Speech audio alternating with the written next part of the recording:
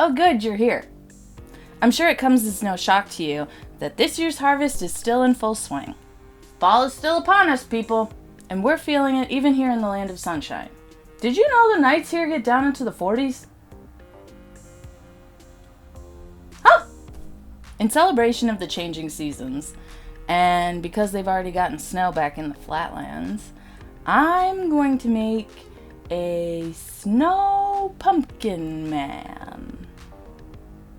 A snowman pumpkin. A snowumpkin man. Oh my goodness. He's wonderful. Let me show you. I found this irregularly shaped pumpkin at Walmart. I thought a flat one would work well for the bottommost layer of our snowman umpkin. This medium apple-shaped pumpkin will make a perfect middle segment. I was thinking I'd use this small flat one for the head, but I decided I wanted more surface area to work with his face, so I busted out the gourds. These other pumpkins I've collected from various craft outlets. Didn't even need the utility knife. I removed the stems from the bottom and middle pumpkins so they would stack together. Just making sure that I'm sure. Let's name him Clive. When I pulled this sucker off, there was a pointy wooden stake beneath it that I could not remove, so I had to be very careful. This is just the type of thing I would accidentally impale myself on. I decided instead of a carrot, I would use the stem of the largest pumpkin for Clive's nose. It seemed appropriate.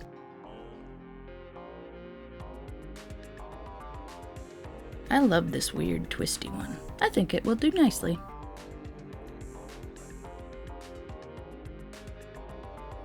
Turns out I was able to remove that pointy spike from the middle section with much skill and muscle.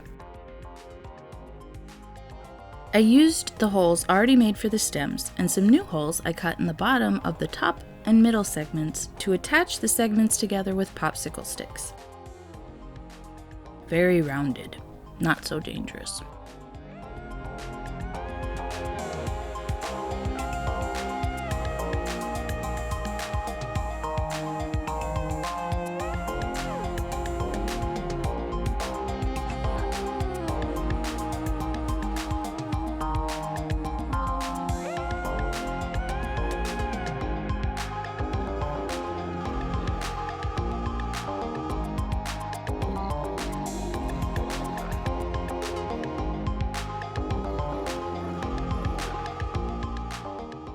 I used a combination of hot glue and E6000 to secure the sticks in place, and then glued the segments together.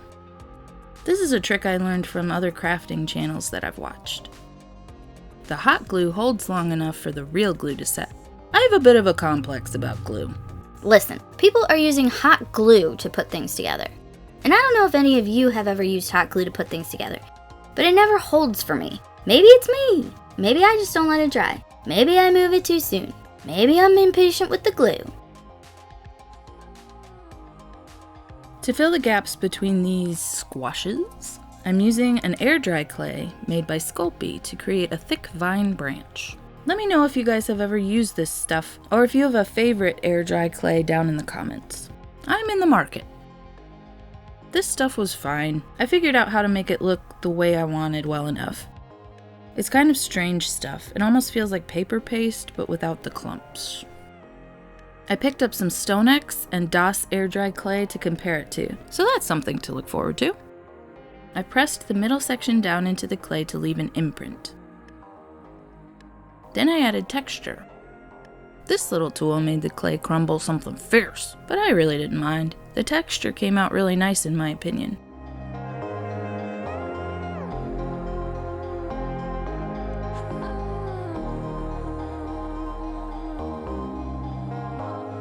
I sketched out Clive's face onto his gourd, and now I'm going to remove it. Not all of it, just some of it. I learned this interesting technique to make these fake pumpkins look rotten and corrupted, but I felt like that might be taking things a little too far for Clive. Maybe we'll make him some big nasty siblings next year. But this year, Clive is a sweet little snowman umpkin.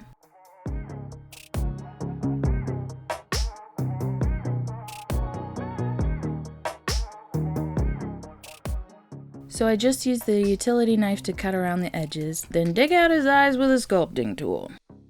I was going for a texture that would bring to mind the kohl of a snowman's eyes, but still reference the cutout jack-o'-lantern's eyes.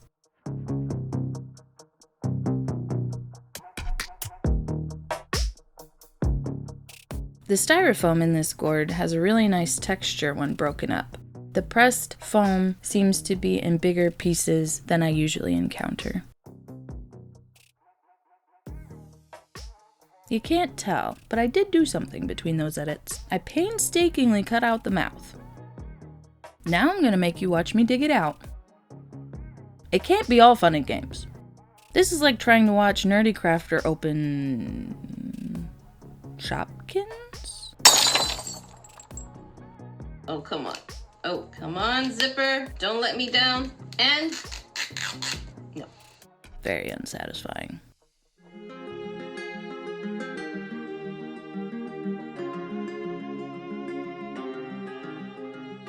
Because this section was so much thinner than the eyes, I cut vertical lines into the styrofoam between the teeth to make the extraction more controlled.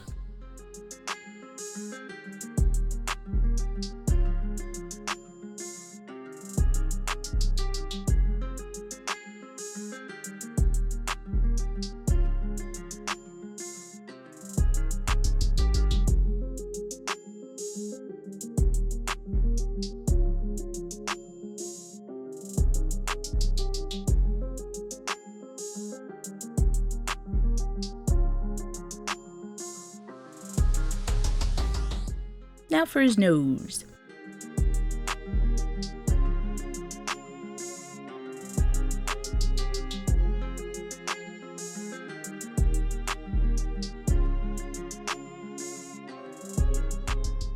I hadn't decided whether I was going to keep the stem on top of his head, so I had removed it earlier. But I like the viney look, so I decided to keep it.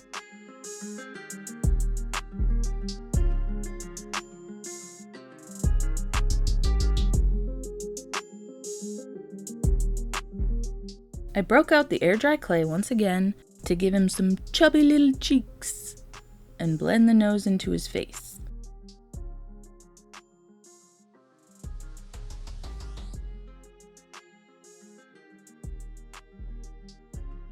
Just using water to smooth it out.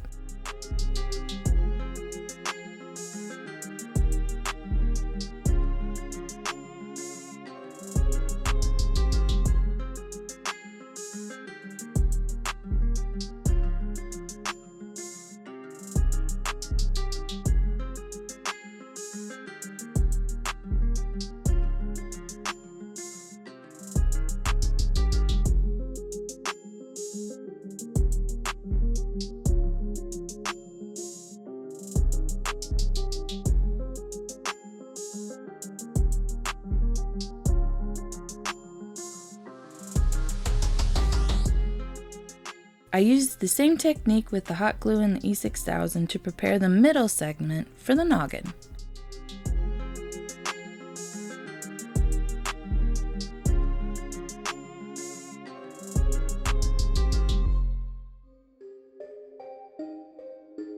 For his neck, I will use the same air dry clay to create the same vine or branch texture I used between the middle and bottom segments.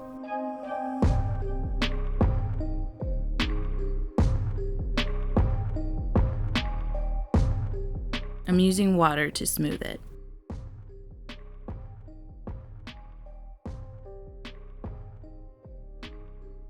I also occasionally wet the tool I'm using to help it glide better with the clay. It kind of looks like a marshmallow.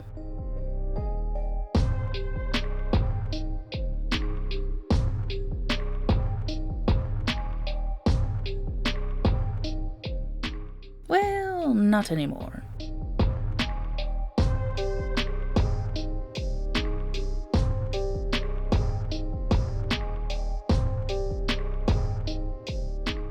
Now to start attaching things. How exciting! I'm using this tool to help me blend the clay up onto the head gourd.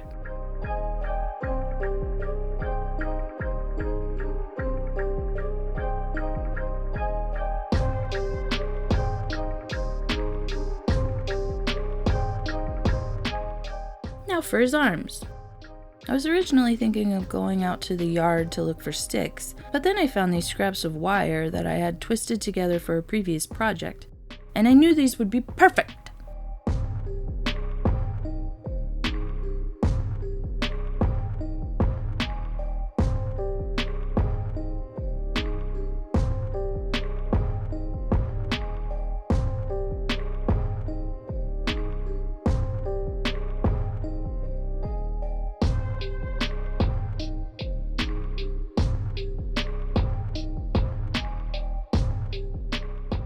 It just tickles me that he has 6 fingers on one hand and 4 on the other. That's how it goes when your hands are sticks. Sticks.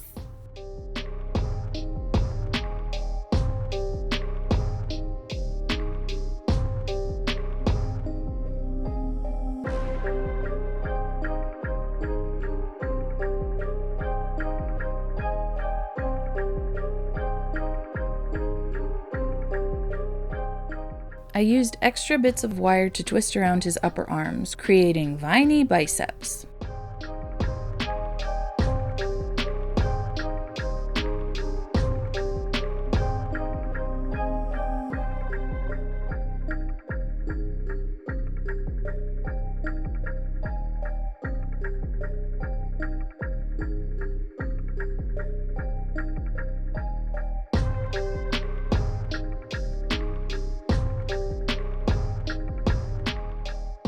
I used the end of the bits to create twisty elbows.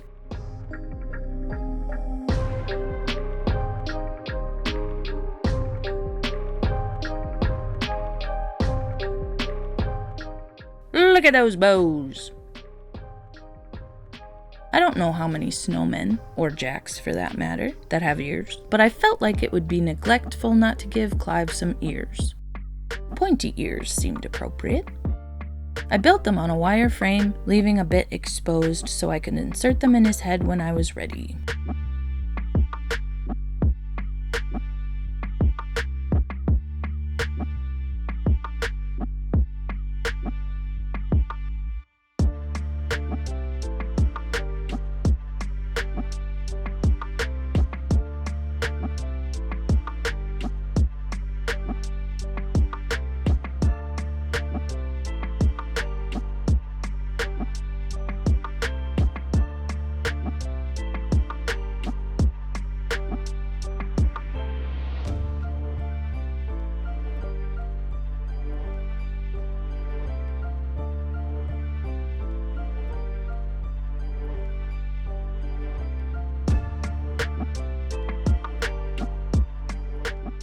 Giving him a healthy lobe.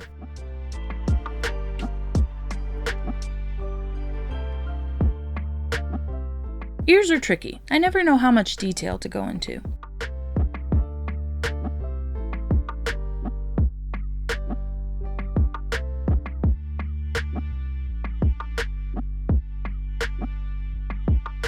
Now we get to add some color. Finally, to the painting. I went into this thinking I would paint him orange, with snow crusting his head and shoulders. But when I sketched it out, I wasn't a huge fan. Then I thought, maybe a galaxy pumpkin snowman. I really love how black paint makes other paints pop. But I felt I may be getting a little off theme. I don't know why it never occurred to me to paint him white. Maybe I need to make a different version of him. I primed him with black because I hadn't rolled out Galaxy Pumpkin, and because I wanted to use these beautiful Arteza paints that are just magical on black paint. After testing a few colors in the sketch, I decided on green.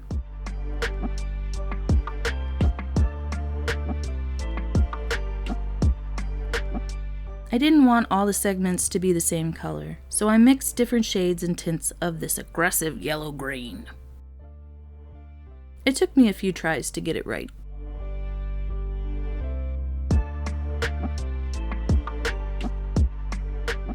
I love this dark green gold color.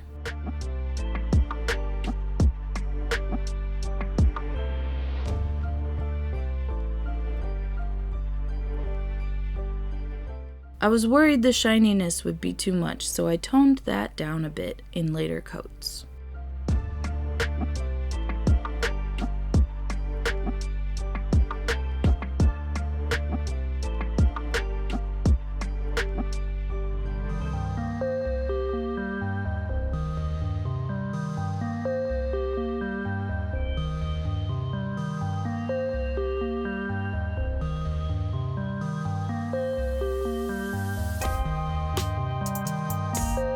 Addie came to check on my progress. And then wouldn't leave.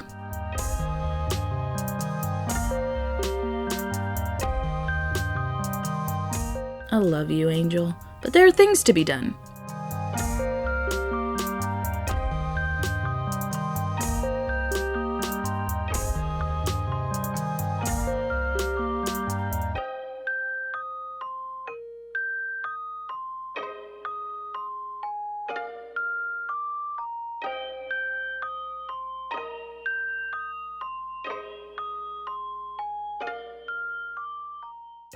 I didn't like how these three greens looked together, so I adjusted them. Okay, I know on camera he does not look better, but trust me, he's on his way. I'm dry brushing some darker brown around the areas that would be more shaded on his face to bring out detail. I wiped away any excess paint.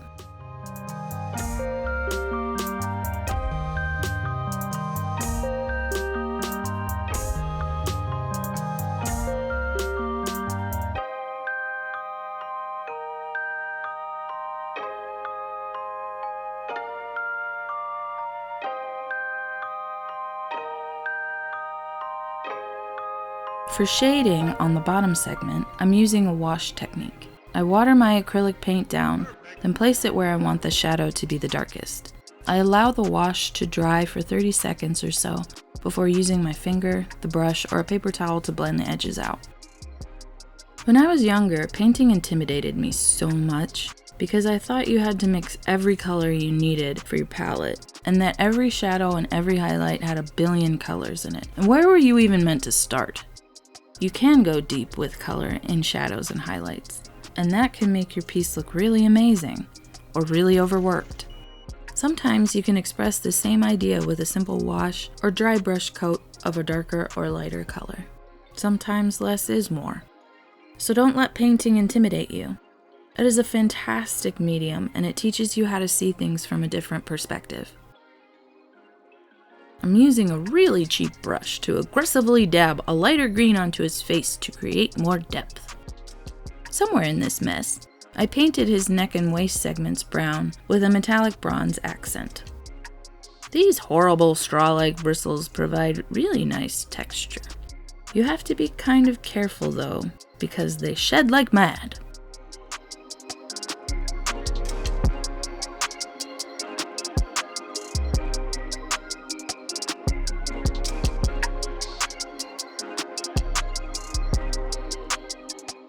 Aggressively dabbing for highlights on his posterior.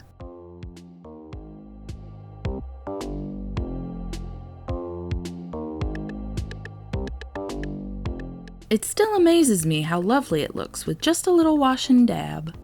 I'm working on a new camera setup, so this type of thing won't be an issue soon, hopefully. I can barely fit him in frame. I snuck on some warts when you weren't watching. And now, I'm gonna paint them purple for 2 reasons. I really like this color, and the pop of purple really makes the color palette more rounded and full. He needed a couple coats. But look at that beautiful color. I made myself some knitting needles for my birthday, and I used this color. It's so pretty!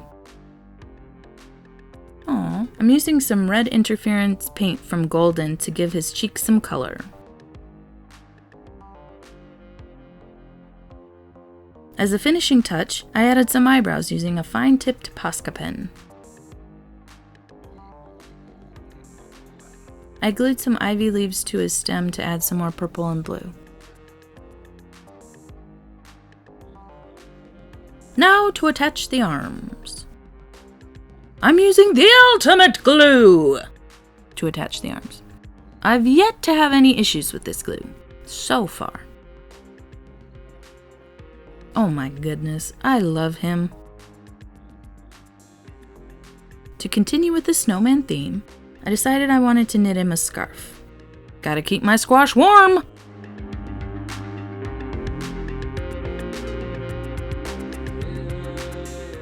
I actually made these knitting needles and they evolved into something beautiful. If you'd like to see the video, I'll link it below. I know how to knit, I just needed a refresher on getting started.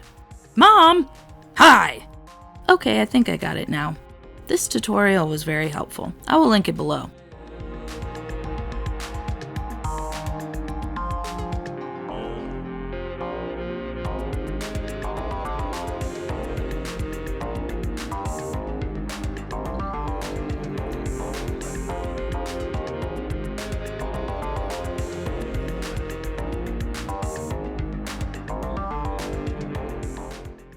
Reality check.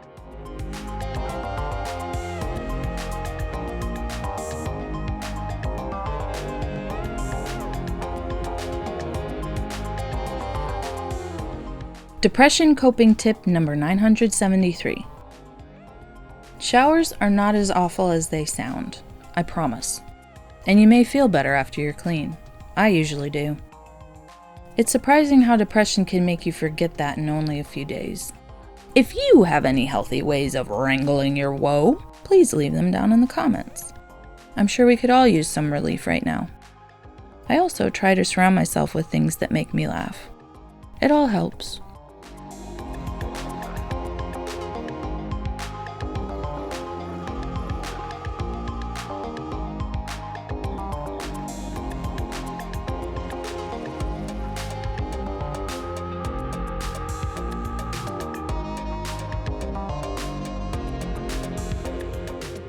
Oh my goodness, he makes me smile.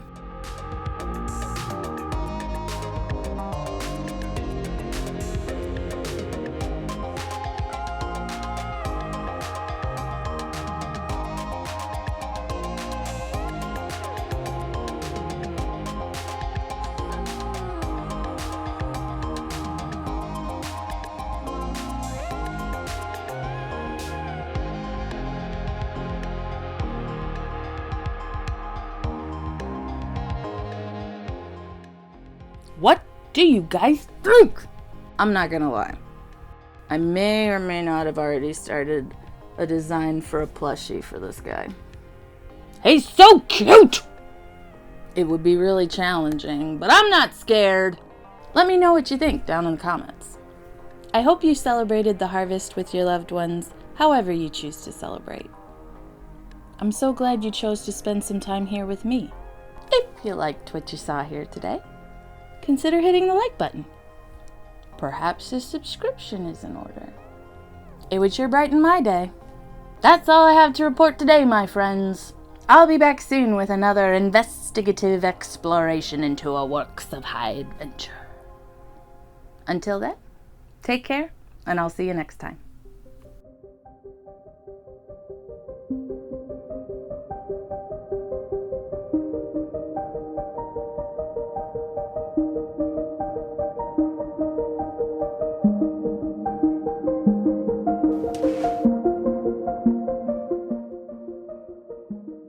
High adventure!